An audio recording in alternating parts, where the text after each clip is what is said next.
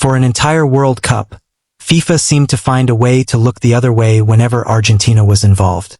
A soft whistle here, a disappearing red card there, even a private letter praising their professionalism, while the football world was screaming for answers. Every time Argentina appeared to cross the line, the pressure seemed to disappear almost as quickly as it arrived. But now that pattern may have finally come to an end. Because FIFA has done something it spent much of the tournament avoiding. It has put the accusations down on paper, officially, in language that cannot simply be brushed aside. Assault. Not unsporting behavior. Not an unfortunate incident. Actual assault charges against members of the same team FIFA has been accused of protecting throughout the summer. And once an accusation becomes a formal disciplinary charge, it becomes much harder to erase. So let me take you through exactly what has been filed, why the case now reaches into the Argentine Football Association itself, and why this could be the moment FIFA's alleged protection of Argentina finally hits a wall. Start with the headline because seeing the accusation written this directly by FIFA is genuinely shocking. Following a week-long investigation by an independent prosecutor into the scenes that erupted after the final, FIFA's disciplinary committee has opened formal proceedings, and the list of charges is serious. Leandro Paredes is facing 3 counts of assault. 3. Nahuel Molina faces 2 counts of assault, 1 completed and 1 attempted, along with a charge of unsporting behavior. Assistant coach Roberto Ayala faces 1 count of assault. Thiago Almada has been charged with unsporting behavior and, in a twist almost nobody expected, Spain's own Gavi has also been charged with unsporting behavior. But don't miss where the real weight of this case sits. The assault charges against Paredes, Molina, and Ayala are the ones that could carry the biggest consequences. Under FIFA's disciplinary framework, an assault charge can bring a suspension of at least 3 matches, with the possibility of a significantly longer ban. If these allegations are ultimately upheld, Argentina could lose important figures for a major portion of its next campaign. And the footage tells you why these charges are now attracting so much attention. Paredes was allegedly at the center of the confrontation. He struck Spain's Eric Garcia in the throat with an open hand, sending him to the ground. Then Paredes and Almada were seen shoving Gavi onto the turf. Molina, according to video footage, appeared to throw a punch toward the midsection of Spain captain Rodri, as Rodri moved past during the celebrations. And then there was Ayala, a member of the coaching staff, who was caught on camera appearing to strike Dani Olmo, an incident he later attempted to characterize as nothing more than a push. 3 players and a coach. 3 counts. 2 counts. 1 count. This isn't simply an online argument, a fan petition, or someone's opinion on social media. These are numbered disciplinary charges. And once you start looking at what those charges could potentially mean, the situation becomes even more serious. Because 3 matches is only the minimum for a single assault charge. The absolute minimum. Paredes isn't facing 1 allegation. He's facing 3 separate counts. Add those together, consider the circumstances surrounding the confrontation after a World Cup final watched by millions around the world, and the possible punishment could become enormous. We're not talking about a tiny slap on the wrist. A lengthy suspension could remove a major part of Argentina's core from its upcoming campaign. Molina is facing his own dangerous combination, with 2 assault allegations alongside unsporting behavior. And then there is Ayala. A coach being charged with assault is something you simply don't see every day. Ayala wasn't a player caught up in the heat of the match. He was part of the coaching staff, the very people expected to calm players down and separate them when tensions explode, not become part of the confrontation themselves. But then comes the detail that makes this entire case even more complicated. Gavi, the Spanish midfielder who was reportedly involved in the confrontation and was among those knocked to the ground, has also been charged with unsporting behavior. Think about the irony for a second. This is the same Gavi who, only weeks earlier, publicly suggested that the Argentina players shouldn't necessarily be suspended, describing the incident as something that could happen within the more aggressive side of football. He appeared to extend an olive branch. And now his own name has landed on the same disciplinary sheet as the players accused of manhandling him. Whatever conclusion you reach, one thing is clear. FIFA's prosecutor appears to have cast a much wider net than simply targeting Argentina. And strangely enough, that could make the case even harder to dismiss, because it creates the appearance of a process rather than a one-sided hunt. Now comes the part that matters most, because this is exactly why the latest development feels different from everything that came before it. Remember the disappearing red card?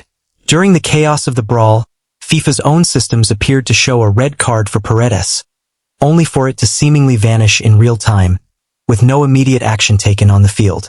For weeks, that moment became a symbol for critics who believed FIFA treated Argentina differently. Something appears, everyone notices it, and then somehow the problem disappears. But you can't simply delete a formal disciplinary proceeding. You can't quietly make an official document vanish after FIFA has placed it on the record. This time, the case exists publicly, and it isn't disappearing just because the controversy becomes uncomfortable. FIFA's own statement confirmed that the accused have now been given the opportunity to present their side of the story. After that, the disciplinary committee will make its decision. In simple terms, the machinery is already moving. The process is public. The allegations are documented. And this time, there is no quick way to make the entire matter disappear before the wider football world gets to see it. But the players are only one part of this story, because FIFA didn't stop with the post-match confrontation. A second and much broader case has also been opened against the Argentine Football Association itself. And this one reads more like a catalog of alleged violations than a single incident. The federation is facing proceedings over a range of alleged breaches committed during different matches throughout the tournament. Those allegations include using a sporting event for a non-sporting political demonstration, team misconduct, discrimination, racist abuse, and failures relating to order and security. FIFA's disciplinary case also references discriminatory chants and gestures, delayed kickoffs, failures to follow match and security protocols, inappropriate messages displayed by the team and supporters, and objects thrown by spectators. Read that list one more time. This wasn't just one ugly night. FIFA is now formally alleging that Argentina's conduct became a problem across the tournament. The exact pattern this channel and millions of fans had been pointing toward for weeks is now sitting inside official proceedings. And when the case reaches the federation level, the danger becomes even bigger because it doesn't land on one player. It lands on the entire organization. It opens the door to financial penalties, formal sanctions, and a lasting stain on the AFA's name in FIFA's records. The discrimination and racist abuse allegations are particularly serious. Those are among the violations FIFA claims to treat with the greatest severity, and a governing body that has spent years presenting itself as a force against discrimination cannot simply brush them aside. So the AFA isn't defending one banner or one isolated incident. It's now defending its reputation on several fronts simultaneously. Before we get to that banner, there's another thread worth following because it connects directly to the assault case. Ayala, the assistant coach accused in the incident involving Olmo, eventually apologized, at least technically. He said he was sorry, but then immediately weakened that apology by arguing that it was more of a shove than a punch and suggesting that something said during the confrontation had contributed to what happened. Olmo wasn't buying it. He publicly described Ayala's apology as a lie, saying he had done nothing to provoke the incident and arguing that someone who tries to justify a punch isn't truly apologizing.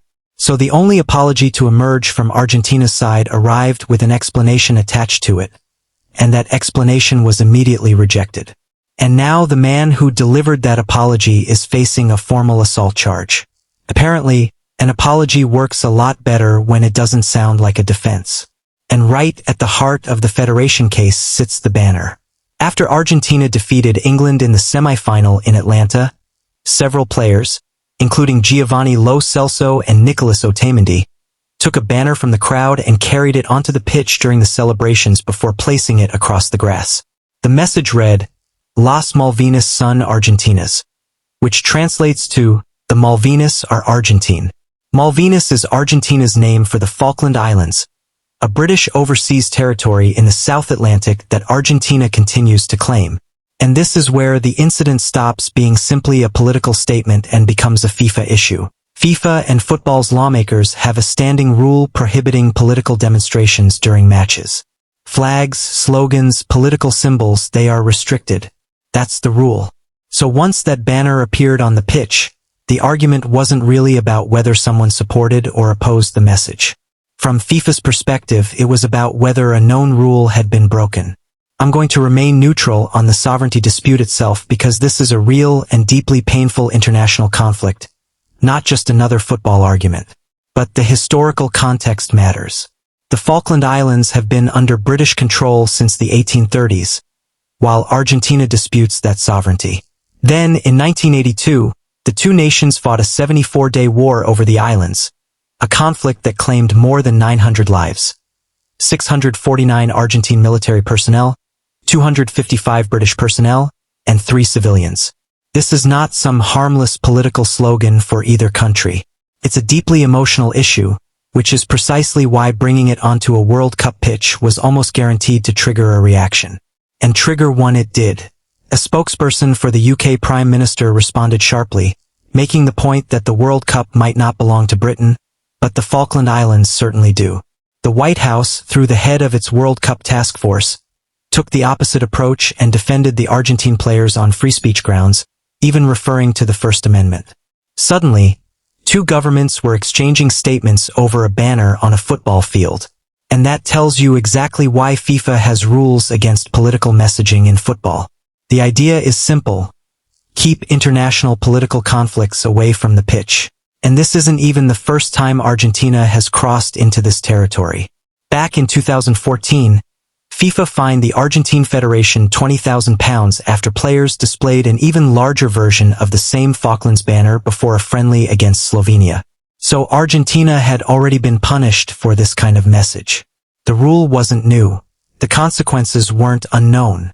And yet, the same issue appeared again on the biggest stage in world football. That's what makes the heat of the moment argument much harder to sell. This wasn't necessarily a one-time mistake. It was a repeat. So now, put both cases side by side and look at the bigger picture, because the scale of it is difficult to ignore.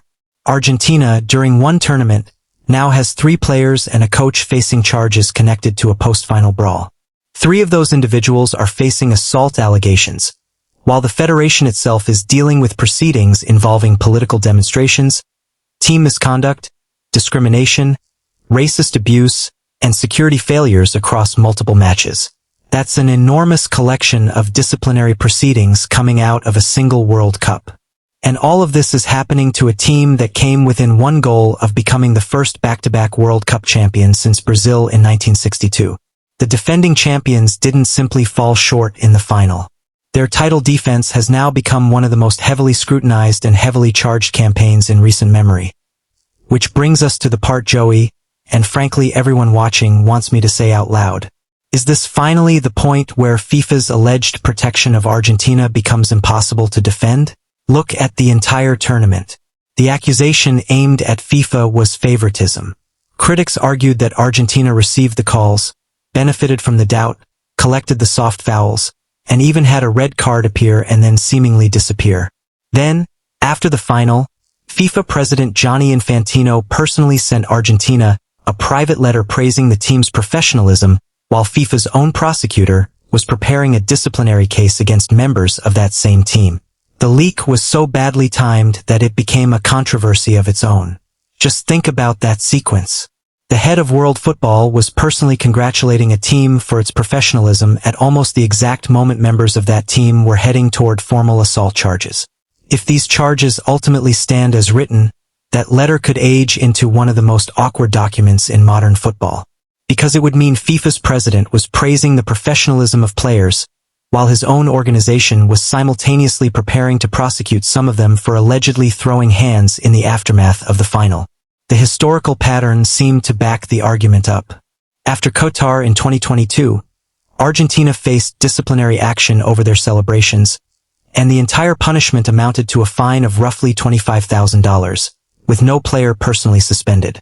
Charge them, then barely touch them. That seemed to be the playbook. But a playbook like that only works when nobody can see what's happening behind the curtain. And FIFA may have just switched the lights on itself. By formally opening assault proceedings and making those charges public, FIFA has effectively boxed itself in. It can't simply hand Paredes a small fine and quietly move forward, because the allegation is assault, and assault carries a 3-match minimum under its own disciplinary code.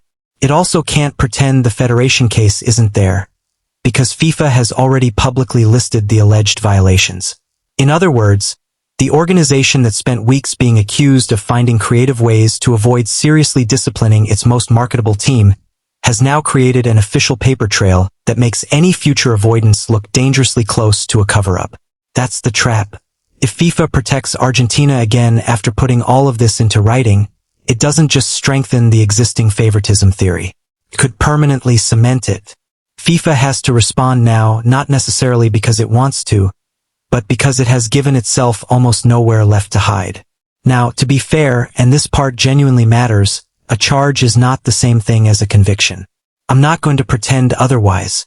FIFA's own statement makes it clear that the accused have the right to present their arguments before any final ruling is made. Paredes, Molina, Ayala, and the AFA can all defend themselves and challenge the allegations. Some charges could eventually be reduced, changed, or even dismissed altogether. That's what due process means, and it has to apply even when the conduct captured on camera looks disgraceful. It's also important that Spain's Gavi was charged as well. That detail pushes back against the argument that FIFA's entire investigation is simply an anti-Argentina operation. The prosecutor cast a broad net, and that net caught someone who was reportedly on the receiving end of the confrontation as well as those accused of causing it. And when it comes to the banner, there's a human side to this story that shouldn't simply be ignored. The Malvinas are deeply connected to Argentine identity, history, and grief. For the players involved, displaying that message may not have been some calculated stunt. It may genuinely have been an expression of national conviction. Yes, it still appears to violate FIFA's political messaging rules. But breaking a political messaging rule out of national sentiment is morally different from allegedly striking someone in the throat. Not every allegation on this charge sheet carries the same seriousness, and a fair disciplinary process should recognize that distinction. But here's where the story lands, and it lands heavily. For the entire tournament, the central question was whether FIFA would ever hold Argentina to the same standard it applies to everyone else. Now, for the first time, we have the beginning of an answer, and that answer is sitting in official documents. The biggest difference between this case and every controversy that came before it is permanence. A soft call gets forgotten. A red card that mysteriously disappears becomes something people argue about later. A friendly private letter can be dismissed or explained away. But a publicly published assault charge, with a 3-match minimum written into the rules, sitting before a disciplinary committee that the entire football world is watching, cannot simply be smoothed over with a phone call or a warm message. FIFA spent this tournament creating the impression that Argentina kept getting rescued whenever trouble appeared. Then Argentina's players were captured on camera doing something FIFA's own disciplinary framework classifies as assault, and the federation is now facing allegations involving political demonstrations, security failures, and, in certain cases, racist abuse across the tournament. And now the governing body has to make its decision publicly on the record.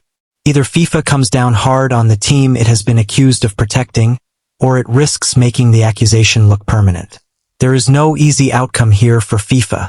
Punish Paredes, Molina, and Ayala properly, and it could look like an admission that the conduct was as serious as the charges suggest. The same conduct that FIFA's president was praising in Argentina just days earlier. Go soft again, reduce everything to token fines, and every person who spent the summer claiming Argentina received special treatment gets handed the evidence they were waiting for. The controversy that began with a chaotic brawl after the final whistle has now expanded into formal proceedings against 3 players, a coach, and an entire national federation.